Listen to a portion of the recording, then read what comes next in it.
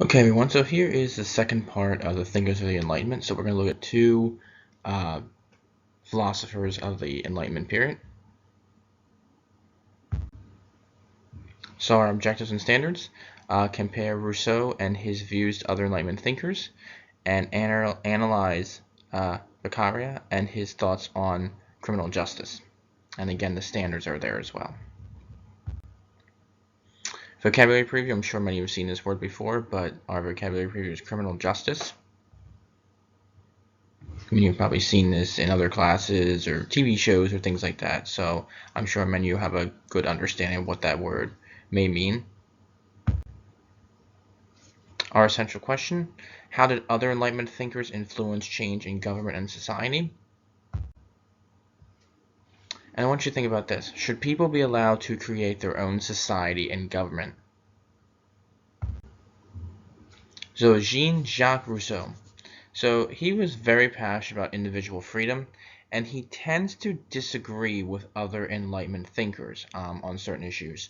While other Enlightenment thinkers like Hobbes had thought that humans can't make their own decisions and need government, Rousseau believed that society makes humans corrupt.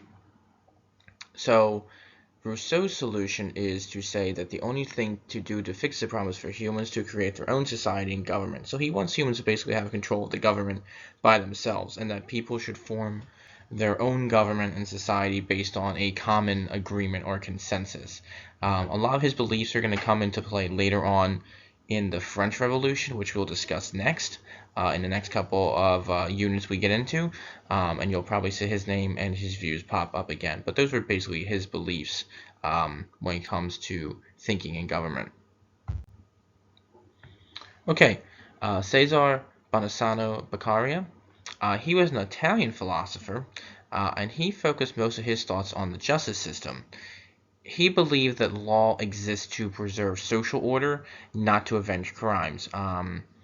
And he is very much against torturing criminals, punishments that were cruel, and against capital punishment.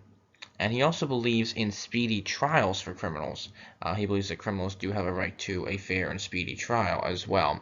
And you can probably relate some of this to American history in the Bill of Rights if you know anything about that, or may have seen some Law and Order shows or Justice TV shows, that we do have a system in our country that forbids cruel and unusual punishments, and that you do have the right to a fair and speedy trial. So again, you'll see a lot of these things pop up in our own culture, and this is where a lot of these ideas in our own culture came from, was from these Enlightenment thinkers. Okay, kind of a short lesson today. I just want to break up the Enlightenment thinkers, so a little bit of a shorter lesson today. So Jean-Jacques Rousseau, he believed that society makes humans corrupt, and he also believed that humans should form a society and government through common consensus. And then Cesare Bonassano Beccaria focused on criminal justice and believed in speedy trials and was against torture, cruel and unusual punishments, capital punishment, those things in that type of nature. All right. So again, a little bit of a short lesson. Make sure you answer the questions, please, and I will talk to you again soon.